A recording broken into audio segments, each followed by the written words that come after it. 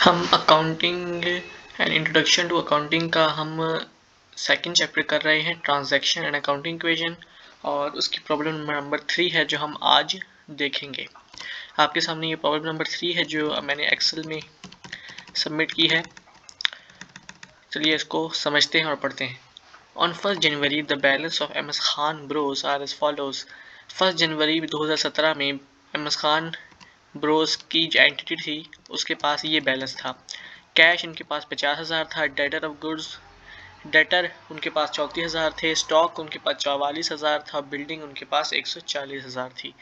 जबकि दूसरी साइड में जो हमारी दूसरी साइड होती है अकाउंटिंग इक्वेशन की लायबिलिटीज और ओनर्स इक्विटी, उसमें क्रेडिटर्स में इनके पास 80,000 है, कैपिटल में इनके पास 188,000 है, जो मिला के 268,000 बन जाता है राइट हैंड साइड पे भी, और लेफ्ट हैंड साइड पे भी 268,000 बन जाता है। अब इसके बाद हमें ट्रांजैक्शंस दी गई हैं जिनको हमने अकाउंटिंग इक्वेशन में इसका इफेक्ट बताना है, और बाद में ये भी हम फाइंड करेंगे क्या ये दोनों sides asset is equal to liabilities plus owners equity, क्या ये दोनों साइड इक्वल है या नहीं। अगर इक्वल होगी तो हमारा आंसर सही आ जाएगा, अगर इक्वल नहीं होगी तो हमारा आंसर गलत आएगा। तो ये अब इसका सोल्यूशन देखते हैं। सबसे ये है हमारा इसका सोल्यूशन, को थोड़ा जूम इन कर लेते हैं। सबसे पहले हमने जो पढ़ा था बैलेंस, हम वो देख लेते हैं। 1 जनवरी में हमारे खान ब्रोस का जो बैलेंस था वो था cash 58,000, debtor 24,000, 34,000, goods 44,000, building 140,000, creditor 80,000 और कैपिटल 188,000। लेट्स सी हमारी पहली ट्रांजैक्शन क्या है। हमारी पहली ट्रांजैक्शन है purchase goods for cash rupees 8,000 subject to a trade discount of 10%। हमने गुड्स को परचेज किया है 8,000 में, मगर हमें ट्रेड डिस्काउंट भी मिला है 10%। अब इसको हम कैसे करेंगे, लेट्स सी।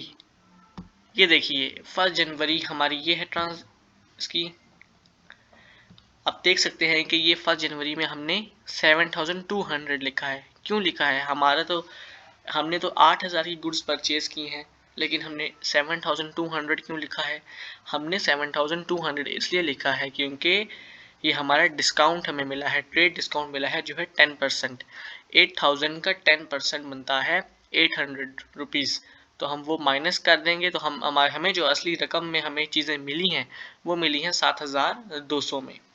तो आप देख सकते हैं कि कैश से हमने अपने ही बिजनेस के एसेट से हमने दूसरा एसेट खरीदा है, तो दो साइड पे चेंज नहीं आएगा बल्कि एक ही साइड पे चेंज आएगा। तो ये 7,200 कैश से निकल जाएंगे और गुड्स जो भी हमारा एसेट है उसमें 7,800 ऐड हो जाएंगे। 50,000 को हम माइनस कर देंगे 7,200 से तो 42,800 आ जाएगा। आगे डेटर है, डेटर से हमने हमारी नीचे कोई कैलकुलेशन नहीं हुई तो वो वैसे ही हम उसको उतार लेंगे अमाउंट को। उसके बाद गुड्स में इजाफा हुआ था तो 44,000 प्लस 7,200 को जब हम प्लस करेंगे तो नीचे आंसर आएगा 51,200। उसके साथ बिल्डिंग है वो है 140,000, उसको साथ हमने कोई चेंजिंग नहीं की है तो उसको ऐसे ही हम नीचे उतार देंगे। उसके बाद क्रेडिटर्स में भी हमने कोई चेंज नहीं की है तो उसको भी ऐसे ही उतार देंगे। और उसके बाद कैपिटल 188,000 में भी हमने कोई चेंजिंग नहीं की है, तो ट्रांजेक्शन में कोई चेंज नहीं था तो इसलिए हम उसको भी ऐसे ही उतार देंगे। नेक्स्ट ट्रांजेक्शन देखते हैं, वो हमने की है 5 जनवरी को। Sold goods for cash ₹24,000 costing ₹21,000। हमने सामान बेचा है कैश पर जिसकी कॉस्ट थी 21,000 और जिसके बदले में हमें मिले हैं 24,000। सबसे पहले जितने हमें मिले हैं उसको देख लेते हैं।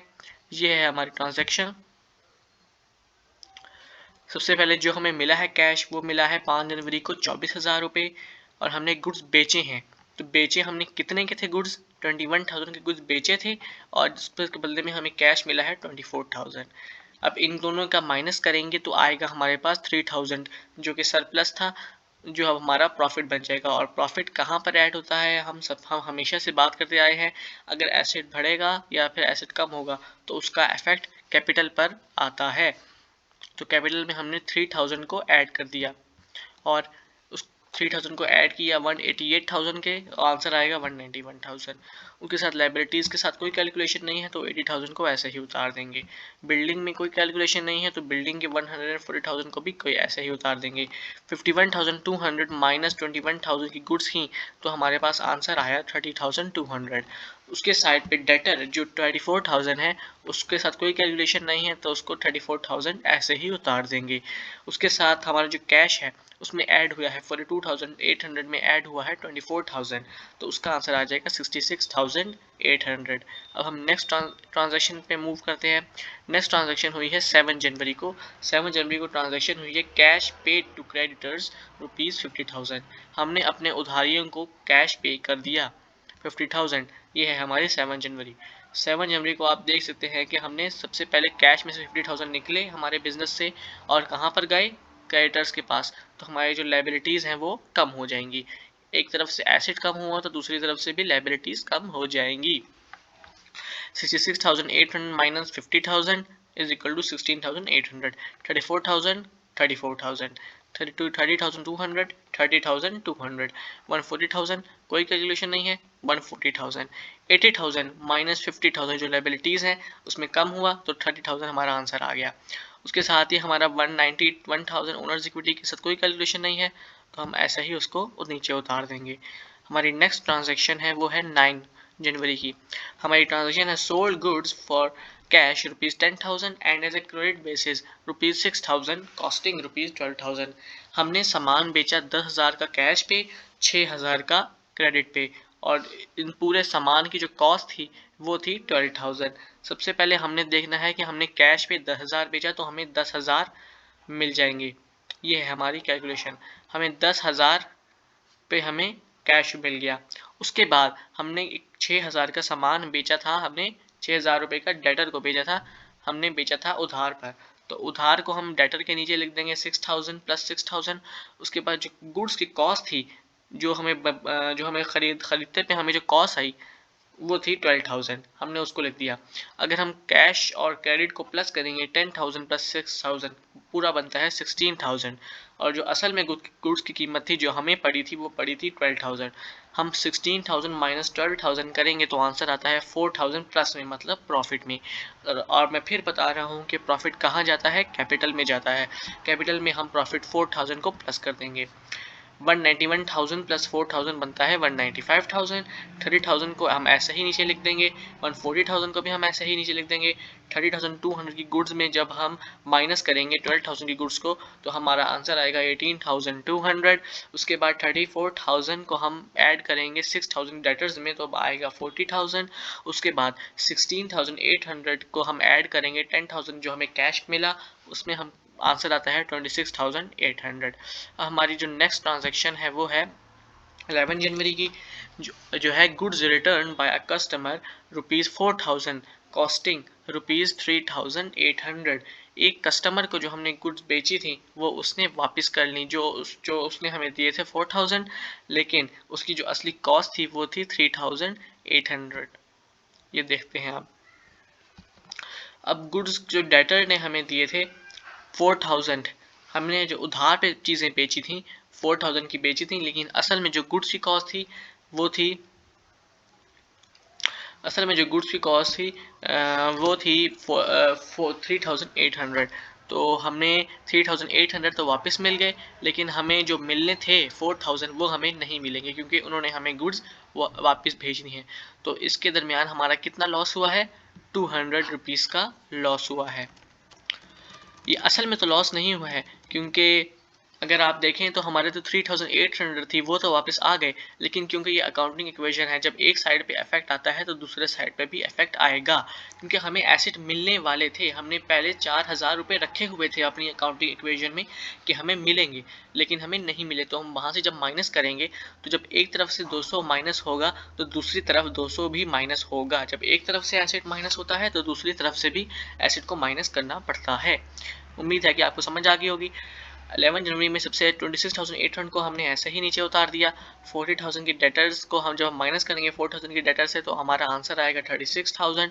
उसके बाद हमारी गुड्स में 12,000 200 में जब हम ऐड करेंगे 3800 तो हमारा आंसर आएगा 22,000। उसके बाद हम बिल्डिंग हमारी 140,000 में जब कुछ नहीं है तो हम ऐसे ही लिख देंगे, क्रेडिटर्स भी हम ऐसे ही लिख देंगे 30,000। उसके बाद कैपिटल में हम जब माइनस करेंगे 195,000 में 200 तो हमारा आंसर आएगा 194,800।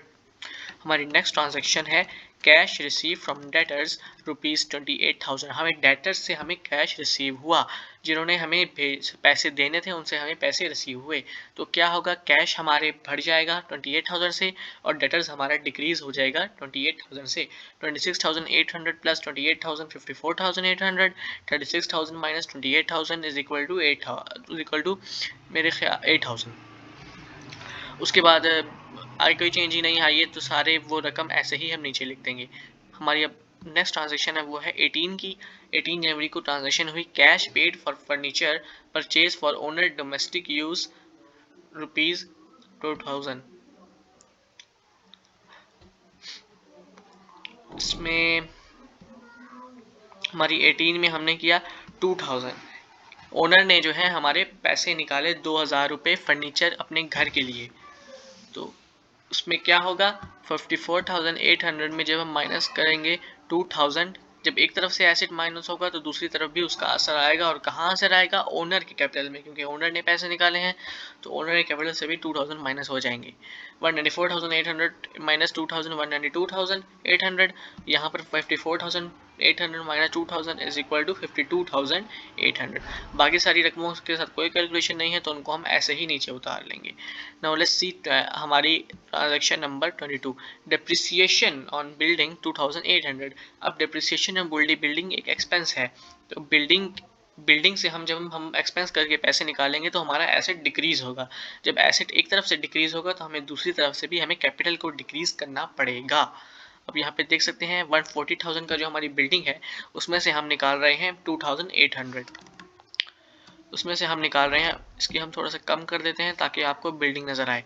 ये बिल्डिंग की जो कॉलम है उसमें आप देख सकते हैं कि 22 जनवरी में हमने 140,000 में 2,800 माइनस किया और दूसरी साइड पे 192,800 में भी हमने 2,800 माइनस किया, जिसका आंसर बनता है 190,000। और इधर 140,000 माइनस 2,800 इज इक्वल टू 137,200। बाकी कोई कैलकुलेशन हमें नहीं कर रही तो हम नीचे आ जाएंगे। हमारी नेक्स्ट जो ट्रांजैक्शन है वो है 29 की, पे टेलीफोन बिल्स ₹1,200। हमने टेलीफोन बिल पे किया 1,200 का। 1,200 का टेलीफोन बिल एक भी एक्सपेंस है जो हमारे कैश मतलब एसेट में से निकलेगा। एक तरफ से एसेट कम होगा तो दूसरी तरफ से भी एसेट कम करना पड़ेगा। 52,800 में जब हम माइनस करेंगे 1,200 तो दूसरी तरफ हमें कैपिटल से भी माइनस करना पड़ेगा 1,200। 52,800 माइनस 1,200 इज इक्वल टू 51,600। दूसरी तरफ 190,000 माइनस 1,200 इज इक्वल टू 188,800। बाकी कोई कैलकुलेशन नहीं हो रही अमाउंट्स के साथ, हम उनको ऐसे ही लिख देंगे। अब हमारी लास्ट ट्रांजैक्शन है वो है पेड सैलरीज ₹6,000। हम सैलरीज पे कर रहे हैं 6,000 की। ये भी हमारा एक एक्सपेंस है जो हमारे एसेट्स में निकलेगा, मतलब कैश में से निकलेगा। 51,600 माइनस 6,000 करेंगे तो 45,600, 188,800 माइनस 6,000 करेंगे तो 182,800। नीचे आ जाते हैं। अब देखते हैं कि क्या ये दोनों इक्वल्स आ रही हैं। Asset is equal to liabilities plus capital. Asset हमारे पास जो इन सबको मिला के आता है, इन सबको 45,600 8,000 प्लस 22,000 प्लस 137,200 प्लस रुपीज़, इनका आंसर आता है 22,12,800। और दूसरी जानब 30,000 प्लस 182,800। जब हम लाइबिलिटीज़ प्लस कैपिटल करते हैं तो वो इक्वल बन जाता है एसिड के। इससे हम प्रूव भी कर सकते हैं कि sources and claims, sources are equal to resources is equal to claim against those resources. So resources is equal to sources, assets is equal to claim against those assets. यहाँ हमारा क्वेश्चन नंबर 3 खत्म होता है। Next lecture में हम question number 4 करेंगे। Thank you.